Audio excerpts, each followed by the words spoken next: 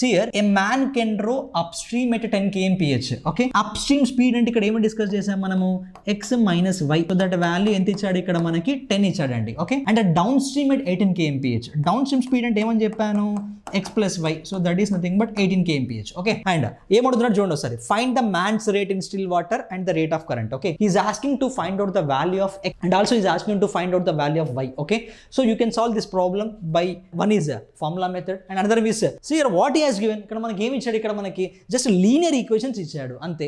So linear equation solve చేస్తే answer వస్తుంది. So దీనికి ఫార్ములాస్ ఎందుకు, సో యాడ్ చేయండి, యాడ్ చేస్తే ఏమవుతుంది, plus y minus y get cancel. So at last will be left with 2x.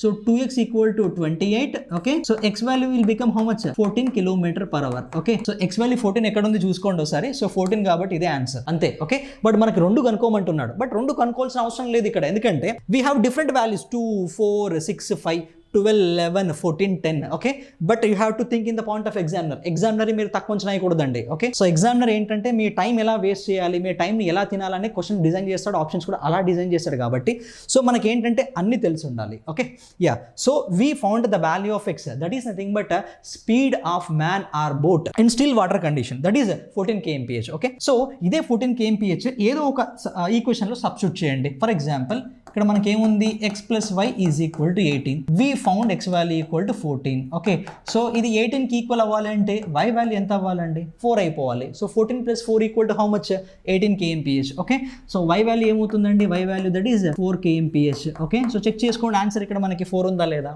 ఉంది. ఓకే, సో దీనికి ఫార్ములాస్ ఎందుకండి, okay just use common sense సరిపోతుంది. లేదు ఫార్ములా మెథడ్ కూడా చేద్దాం, అది కూడా చేద్దాము. So already I have given x is nothing but ds plus us by 2.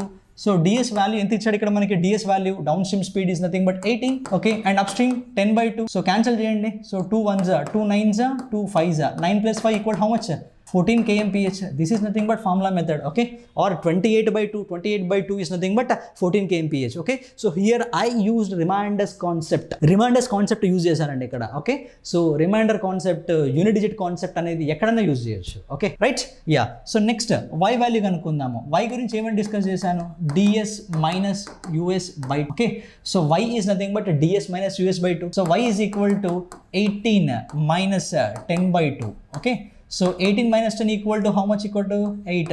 So 8/2 value is equal to how much, 4 kmph.